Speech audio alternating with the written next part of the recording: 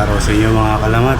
So ngayong araw mga kalamat, meron tayong gagawin kay Red, yung sa motor natin habang wala pa tayong biyahe. Pero may nakaabang sa atin na biyahe natin next day. So magmumoto camping tayo. Sa ngayon mga kalamat, meron tayong i-install dito kay Red sa kanya. So ito yung stock na disc brake mga kalamat. Papalitan natin to ng big disc. Ito yung papalitan natin. So hindi sana ako magpapalit ng big disc, kaso nga lang, so gusto ko i-try yung big disc. So ngayon yun ang gagawin natin sa kanya ngayon. Pili natin mga kalamat na big disc dito, 260 mm yung ikakabit natin dito sa kanya. So ngayon tatanggalin natin to mga kalamat, itong mga tornilyo.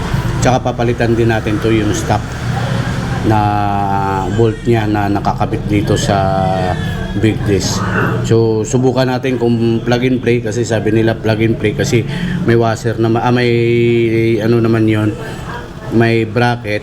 Tatry natin kung may sasayad ba o hindi. Sana nga wala na tayong gagawin ba, kundi ikakabit na lang natin. Kaya subukan natin.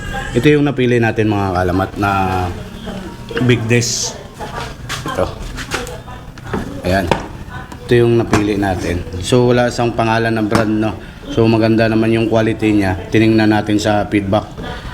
So bali ang kinuha natin silver, dahil yung concept natin sa kanya silver lahat ng accessories. Tsaka papalit din tayo ng CNC bolt na stock. At saka magpapalit tayo ng rear nut sa likod. Ito rear nut ipapalit natin sa likod. So may bracket din siya. Ayan, ito may bracket. Hindi nga lang aluminum yung nakuha natin. Aluminum siya pero may kulay yung bracket niya. Tsaka yung may kasama sa tornilyo sa bracket, pero hindi ito yung gagamitin natin. Yung gagamitin natin na tornilyo stock, dahil hindi pa tayo naka-order ng CNC na para sa nut. Ngayon babaklasin muna natin to ang gulong para mapalitan natin. Kaya umpisa na natin mga kalamat magbaklas at kakabit natin.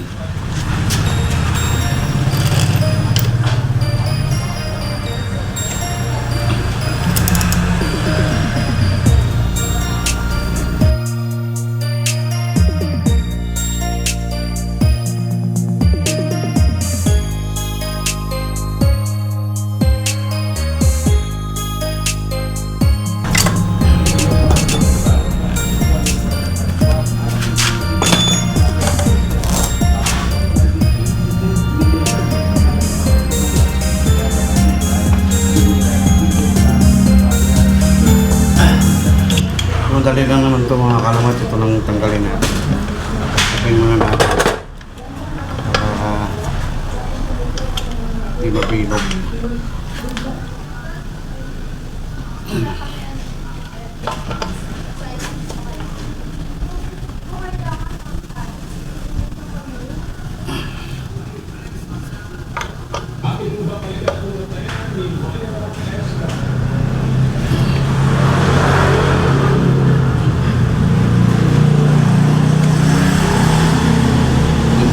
Natin ito dahil dito stock kasi ng itong mga kalamat, tornilyo ng stock malalambot.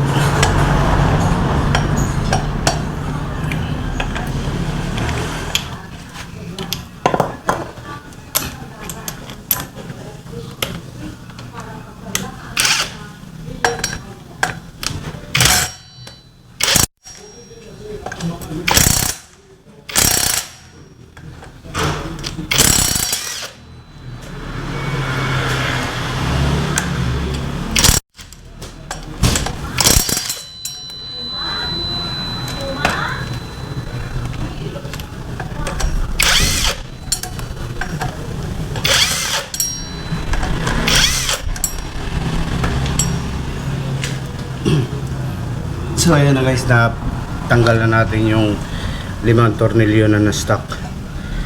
So dinandaan lang natin dahil malalambot yung tornilyo na to eh. Mabilis bumilog. Kaya nga sukatin natin to. Yung kakabit natin sa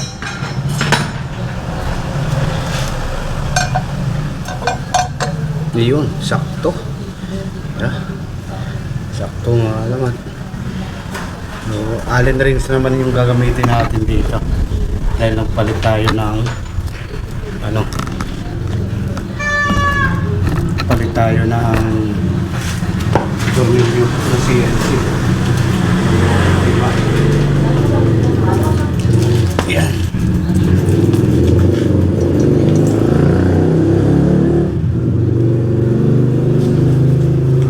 Sana sakto lang yung haba niya. Wala na tayong puputulan. Kasi kumpara mo sa dito mga kalamat sa tornilyo niya, ang haba. So, mabuti nga lang nagsakto, walang sukat yung ano.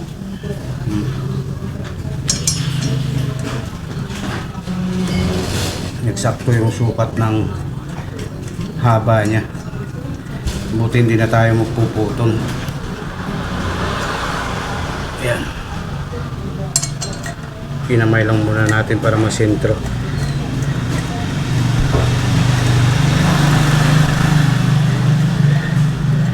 Mabilis lang naman sa mga kalamat kahit na kayo gumawa, kayang-kaya nyo to. Kasi tayo DIY lang naman tayo mag-install lagi. Hindi na tayo nagpapa-install sa mga shop. Kaya kayang-kaya naman. Yan.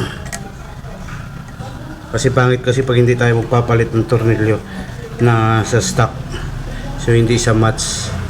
Kaya ito lapat naman siya. Kaso higpitan lang natin to. May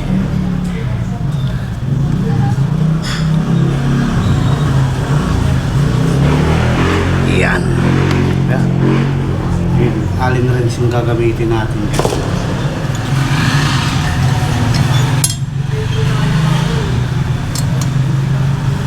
Dandahanin lang natin to. Dahil mabilis siya itong bumilog yung mga alin. Pigilan na natin. Okay.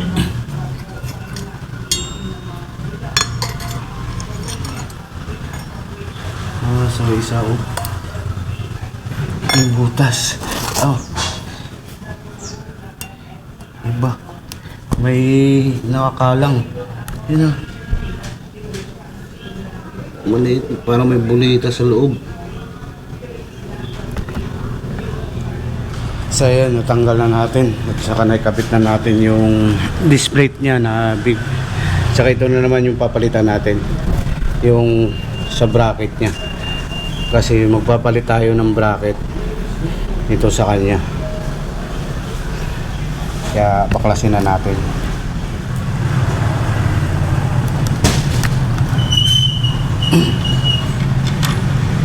Ito na, bracket yung kinabit natin.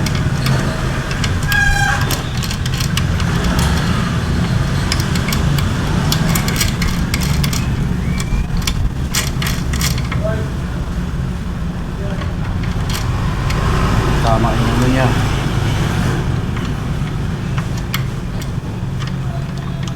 Iwagan na natin. Allah, tapos tayo.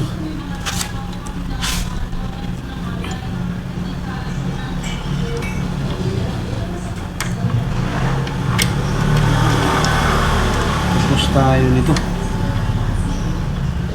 Unahin muna natin baba. So ayan mga kalamat, nagka-problema tayo sa pagkabit natin ng big desk kasi yung bracket niya ito kapiraso lang, hindi talaga sa 0-0 sa butas, kaya hindi siya sakto. Mahirapan tayo nito. Akala ko plug and play siya pero hindi magawa ng paraan kasi pag binarinahan mo to o di kaya kikilan, magkakaroon na ng play to yung tornilyo. Kaya pag tuwing magpreno ka, hindi naman hindi pantay yung kain ng desk. Igawa natin to ng paraan. Pitan natin yung bracket niya. Ayan. Medyo nahirapan tayo dito dahil ang butas niya hindi talaga siya sakto dito. Kung sa baga may kunti siyang ano lang, kapisngi lang naman yung ano niya. Kaya nagawa natin ng paraan, pinersa na lang natin ito. Itong dalawang tornilyo. Kasi yung butas niya talaga dito sa bracket na to, hindi talaga magkatugma sa butas ng shock dito sa stock. Kaya ginawa nila ng paraan, buti pumasok pa. Kaya ayan, ikabit na natin. So ngayon ikakabit na lang natin yung gulong. Tingnan natin kung may ano siya, may sabit. Kaya ikabit na natin ito.